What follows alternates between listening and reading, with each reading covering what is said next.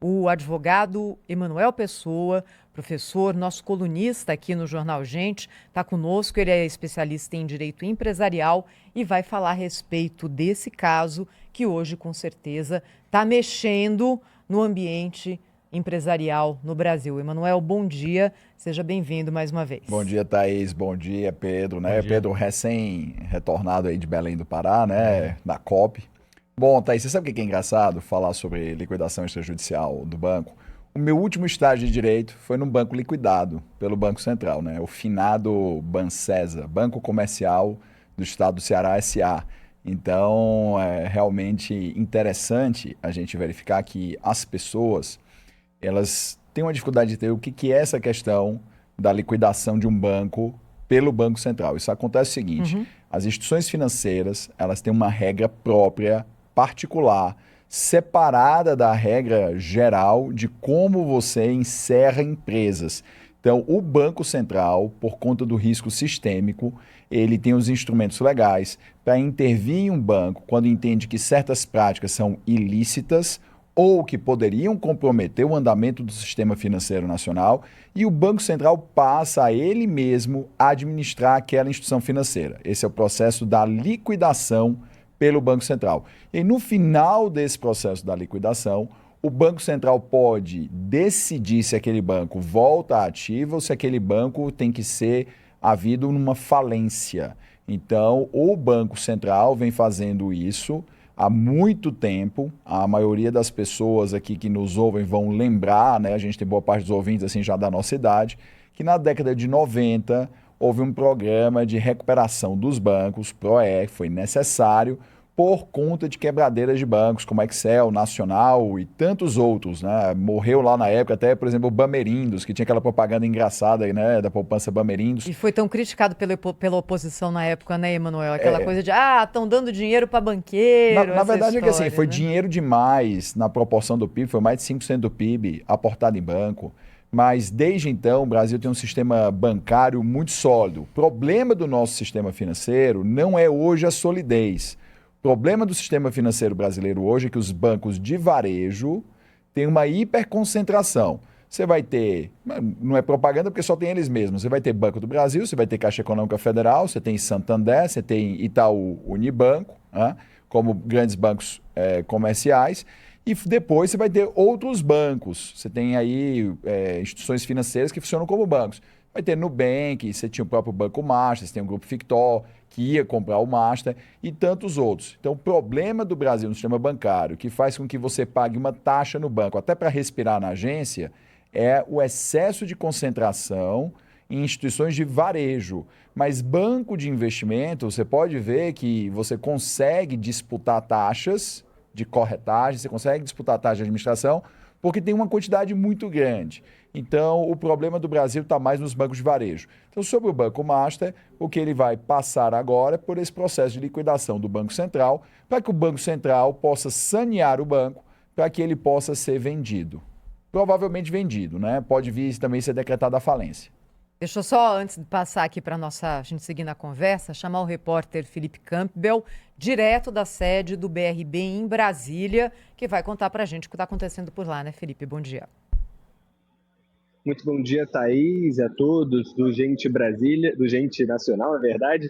E sim, estamos aqui nessa operação que está acontecendo neste momento na sede do Banco de Brasília. A Polícia Federal está aqui no prédio, ainda cumprindo o mandado de busca e apreensão na Operação Compliance Zero. O presidente do BRB, Paulo Henrique Costa, foi afastado do cargo nesta terça-feira, consequência dessa operação que apura a emissão de títulos de créditos falsos no sistema financeiro. A ação também resultou na prisão de Daniel Vorcaro, que é CEO do Banco Master, que teve mandado de prisão preventiva cumprido pelos agentes. E lembrando que essa relação do Banco Master com o BRB não vem de agora, já faz algum tempo que o BRB pretendia comprar o Banco Master, chegou a fazer o pedido de compra, não conseguiu a autorização com o Banco Central para realizar essa compra e agora está sendo alvo desse mandado de buscas. A Polícia Federal segue aqui na sede do banco nesse momento e, como consequência de toda essa operação, o presidente do banco, Paulo Henrique Costa, foi afastado do cargo. Vamos seguir acompanhando toda a movimentação da Polícia Federal aqui no BRB e a qualquer momento podemos voltar com mais informações. De volta ao estúdio. Obrigado, Felipe. Continua acompanhando aí. Qualquer coisa, vocês podem chamar. E os repórteres estão posicionados para trazer as informações. Professor Emanuel, essa liquidação é uma proteção para o sistema financeiro de alguma forma? Não tem a menor dúvida, Pedro. No caso do Banco Master, né, a gente não consegue entender exatamente quais as irregularidades exatas que o Banco Central está indo lá, mas era um banco que já vendia títulos, pagava 40% a mais, muitas vezes, do que a média do mercado. O Vocaro, ele se dizia um outsider da Faria Lima, né? Ele vem de Minas Gerais, sócio lá do Atlético e tudo mais. Então ele tinha essa política muito agressiva, que obviamente chamava atenção e fazia uma captação muito agressiva de clientes em função disso. Então, provavelmente, o Banco Central deve ter feito análise nessa operação compliance e constatado a falta de liquidez para honrar com esse pagamento. O que acontece? É muito difícil alguém conseguir pagar uma taxa 40% superior à que paga no mercado. É óbvio que quem está recebendo acha muito bom, mas existe uma grande probabilidade do que aconteceu ali foi algo semelhante, a gente não pode afirmar, mas a gente pode especular, ao esquema do Ponzi, né? Você vai colocando mais pessoas na base para você poder pagar esses retornos elevados. Então, provavelmente o Banco Central analisou isso, deve ter tido também uma queda nos depósitos, porque normalmente o Banco Central vai fazer a liquidação dos bancos quando tem um problema de liquidez, aí coloca sob administração normalmente temporária de 120 dias, enquanto faz a liquidação, e depois ou fecha ou decreta falência. Em casos excepcionais pode o banco voltar ativo, ou alguém pode comprar a instituição financeira. Então, muito provavelmente, isso está relacionado a outros ativos além desses CDBs, né, certificados de depósito bancário, que vinham pagando uma média acima de 40% do que o mercado normalmente paga. Então, professor, muito bom dia, bem-vindo aqui ao nosso programa. Tem uma instituição muito mencionada nessas ocasiões, que é o Fundo Garantidor de Crédito, né, o FGC, que garante aplicações por CPF, né, de até R$250 mil. Quem tiver até R$250 mil terá devolvido o seu dinheiro. Isso acontece quando o banco está em dificuldades, quando o banco emissor de CDBs ou de títulos, enfim, entra numa situação lá difícil e tal, as pessoas podem recorrer a esse FGC. No caso de liquidação, a regra permanece a mesma? Cláudio, você só se socorre do FGC quando a instituição financeira não consegue honrar o pagamento com você. Então, por exemplo, se você tem a poupança, o banco quebra, está sem dinheiro, sem liquidez, o fundo garantidor vai lá e cobra a poupança até o limite. Então, é uma espécie de seguro universal para certas aplicações que a gente tem. Então, nesse caso, não necessariamente o fundo garantidor vai ter que ser acionado para todas as pessoas, nem para todos os valores.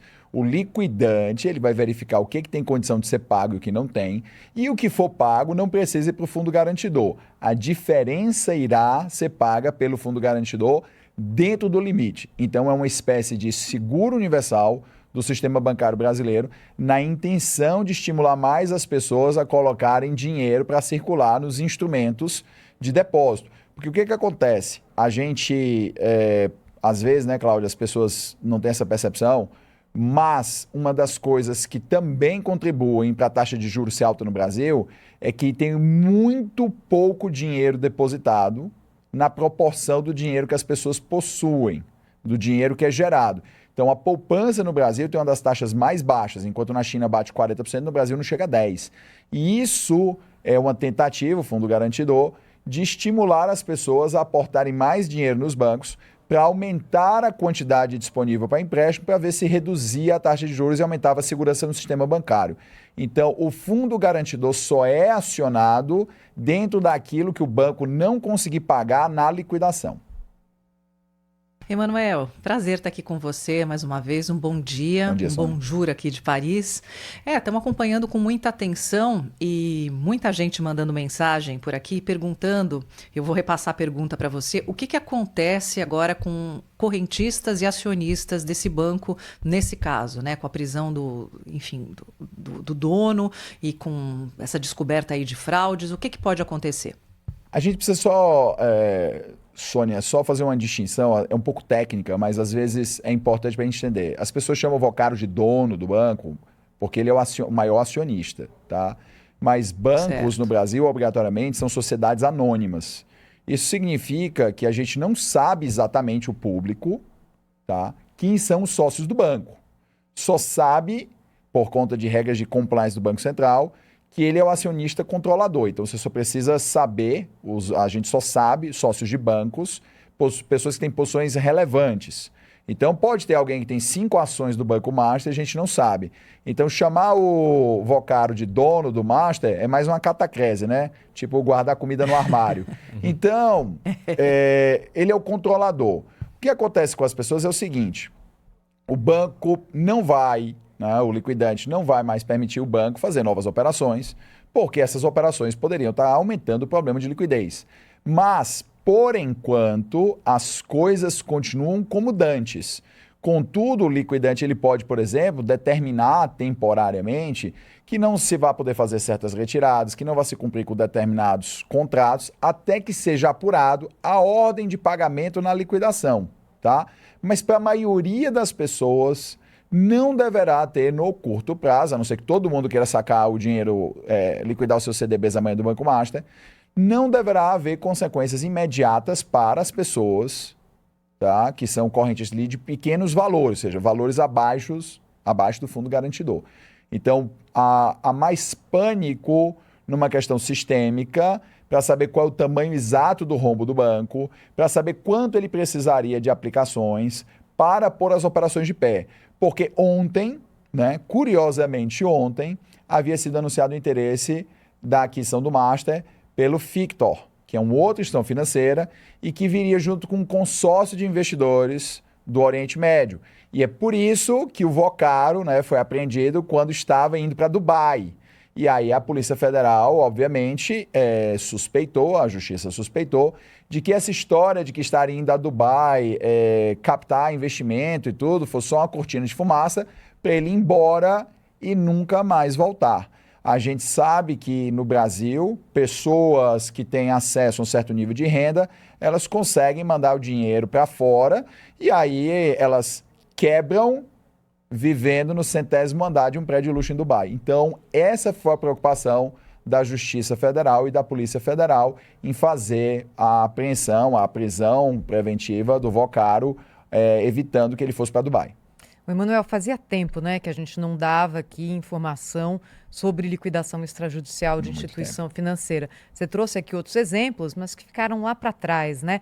A lei brasileira hoje é uma lei que garante a estabilidade do sistema? Eu fico pensando aqui no nosso ouvinte, no nosso assinante, que não tem necessariamente operação com o Banco Master, né? O Banco Master era um banco mais de nicho, mas que tem alguma coisinha ali guardada no banco para uma emergência. E fala, ixi, o que está acontecendo? A legislação brasileira dá segurança para o sistema como um todo? Sabe, Thaís, é interessante o seu questionamento, né? Porque, assim, no meu dia a dia, eu tenho atividade jurídica relacionada a instituições financeiras, mas esse é um tipo de coisa muito raro de se comentar na televisão, justamente por conta da estabilidade do sistema financeiro brasileiro. Então, o sistema brasileiro, ele é muito bom. O problema, de novo, concentração bancária e taxa alta de juros. Se não fosse isso, nós teríamos o melhor ou um dos melhores sistemas bancários do mundo. Existe um conjunto de regras que regem o estresse dos bancos, que se chama Basileia III. Já teve um, teve dois, a gente está no Basileia III. Então, o Basileia III, ele faz o que ele determina que sejam feitos de tempos em tempos, o que se denomina teste de estresse. Esse teste de estresse, ele serve para verificar qual é a saúde da instituição financeira. Se ela suporta choque, se ela suporta problemas, se ela suporta queda rápida de liquidez, se ela tem garantias suficientes. Por exemplo, é normal, inclusive é desejável, que os empréstimos só sejam feitos se a garantia for 30% maior do que o valor que está sendo emprestado. E assim sucessivamente, para você ter aquele empréstimo garantido. Do contrário, é empréstimo de risco.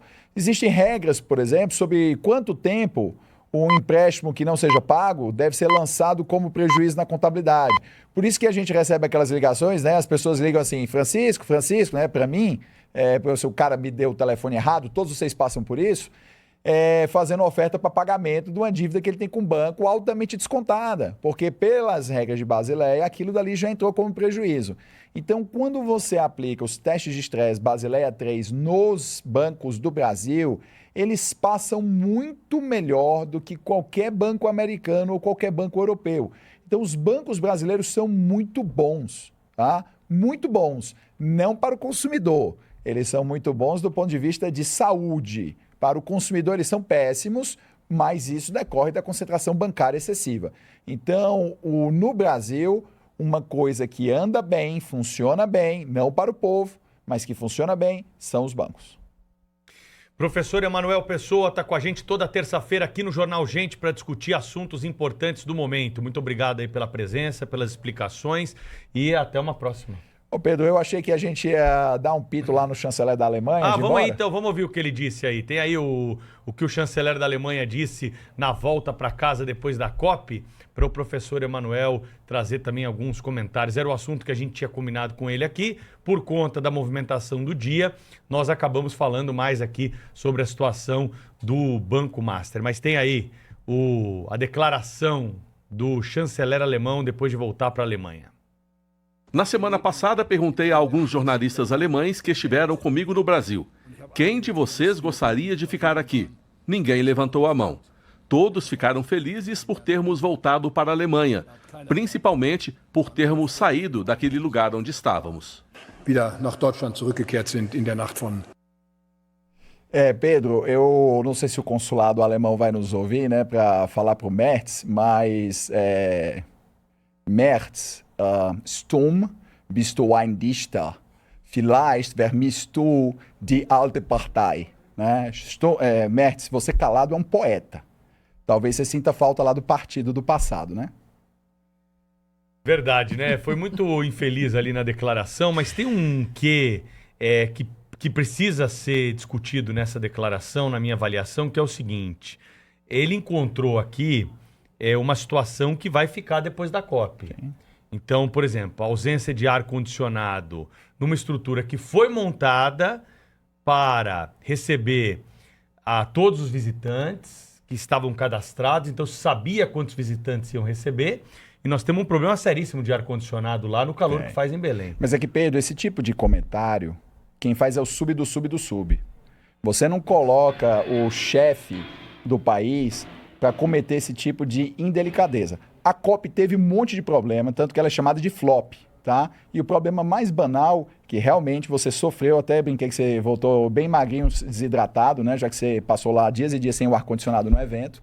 Mas chefe de Estado não faz esse tipo de comentário. O sub do sub do sub, os ministros fazem. Esse é o tipo de comentário para deputado arruaceiro, não para o líder de um país. É verdade. Agora que você convida a pessoa para ir na sua casa e ela sai falando mal... só não fala nada. Feio, né? Pelo amor de Deus. Agora, eles tiveram um encontro com a realidade aqui do que é o Brasil, né? Eles viram que tem esgoto a céu aberto na rua de Belém, que nós contamos aqui enquanto estávamos passando por lá, que tem um problema seríssimo de infraestrutura, e dentro da COP a gente escuta vozes muito mais fortes contra o desenvolvimento, preservação absoluta, que qualquer folha que é retirada pode aumentar a temperatura da Terra no ano seguinte. Então, como se não morasse gente lá, né, Pedro? Exatamente, como se não tivesse gente. Vou colocar só um elemento aí do que você está falando, Pedro, Emanuel. Eu só queria falar rapidinho. É o seguinte, em primeiro lugar, assim, líder como a Angela Merkel vai demorar para existir na Alemanha, né? Ponto número 1. Eles estão ainda tentando, não é mais a Alemanha de sempre, eles estão se recolocando aí nesse lugar politicamente. Aqui no continente, o eco também é o mesmo. Depois, você vai para a casa dos outros falar mal, que vocês muito bem colocaram. Terceiro, depois que eles devastam tudo que eles têm em termos de recursos naturais, vão descer para o Hemisfério Sul para falar mal do nosso. Como concordo com o Emanuel, é o sub do sub do sub que tem que fazer esse tipo de comentário. Que, Sônia, quando deu problema do gás lá na Ucrânia, né? Aí com a Rússia, guerra da Ucrânia, o que aconteceu? A Alemanha foi ter um inverno rigoroso, né? E aí eles iam passar frio. Ligaram a termoelétrica. Não, pior. Carvão. Autorizaram. Pior, carvão. Não, pior. Autorizaram a cortar a Floresta Negra para o pessoal pegar lenha e queimar para se aquecer. Então, na Europa, o SG é Europa sem gás, tá? É isso. O resto é... Olha, Fala, é preciso lembrar É preciso lembrar algumas coisas. Primeiro, a questão da floresta. O que há de restinho de floresta, 3%, que se preserva na Europa, não decorre de nenhuma preocupação ambientalista. É para a preservação do esporte da caça. É isso. É uma dívida que o europeu tem em relação às suas elites, que esse é um esporte de elite, né? É para preservar a caça. É isso, só isso. Bom, esse chanceler alemão, ele foi grosseiro, ele foi mal educado, ele foi indelicado, né? Mas, assim, o que ele viu foi aquilo que a Alemanha já não vive, uma realidade muito triste de esgoto a céu aberto, como diz o Pedro, falta d'água todos os dias, imundície, tudo isso aí é uma realidade que a Alemanha não vê há talvez 100 anos. E mostra como o nosso país expõe o atraso social de desenvolvimento do nosso país, né? Os africanos que não vieram, os países africanos que não vieram à COP30, né, que estão chamando de FLOP 30, não vieram exatamente porque eles, olha, mais importante do que essa questão aí de ficar falando sobre clima, aumentou meio grau, diminuiu meio grau da temperatura, não sei o quê, é energia, é desenvolvimento, né? 600 milhões de africanos não têm energia elétrica. E o chanceler alemão, ele simplesmente tomou um choque de realidade, ele viu uma realidade africana aqui no nosso país, né? Uma situação muito, muito ruim.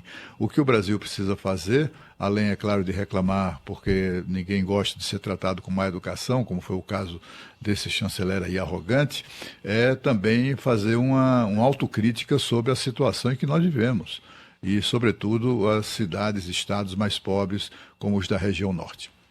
Cláudio, Mas quem criticar que ponha dinheiro, né, Emanuel? Não, então o grande absurdo, tá? Tudo bem. As pessoas às vezes acham que quando a gente faz a crítica, tá falando mal da cidade. Não. Tem nada a ver. Belém é maravilhoso, o pessoal de Belém é sensacional, você é super bem recebido, tá? Então, assim, hospitalidade absurda. A cidade é maravilhosa. O povo, então, nem se fala. Qual o problema? Você coloca um evento, o governo despeja centenas de milhões em contratos, que depois vai se descobrir centenas de milhões desviados, você não conclui nada. A estrada que foi para a COP é uma estrada que já estava prevista há muito tempo. Por que nunca foi feita? Por que só na época da COP vai fazer? Aí fica piada pronta, né? Fazer uma estrada desmatando, que é para o evento de preservação. Então, assim, às vezes as pessoas não se percebem que o problema tem um efeito cumulativo. O cara não fez lá atrás e isso gera consequências. Se essa estrada tivesse sido feita há 20 anos atrás, como já tinha previsão, isso já teria, a floresta ao redor já teria regenerado, você já teria levado desenvolvimento para várias áreas. Se tivesse feito o saneamento nesse período, você tinha uma diminuição da mortalidade infantil, você tinha uma queda nas doenças, você tinha melhoria da qualidade de vida das pessoas. E o que acontece? Os caras que desviam o dinheiro estão aí, cheio da grana, helicóptero. Teve até caso de gente que usou dinheiro da licitação da COP para comprar fuzil, né? Então, é um negócio assim, tão surreal. E ninguém vai para cadeia. Ninguém vai para cadeia, porque no Brasil é prisão em bilionésima instância. O Brasil só vai para cadeia o triplo P, né? Pobre, preto, prostituta. O resto não vai para cadeia se tiver advogado bom. Professor Emanuel, semana que vem tem mais. Valeu, hein? Valeu, pessoal. Obrigado. Fiquem com Deus. Obrigada. Já mais informações sobre as prisões da chefia do Banco Master liquidado extrajudicialmente pelo Banco Central hoje. Rapidinho aqui no Jornal, gente. Rede Bandeirantes de Rádio.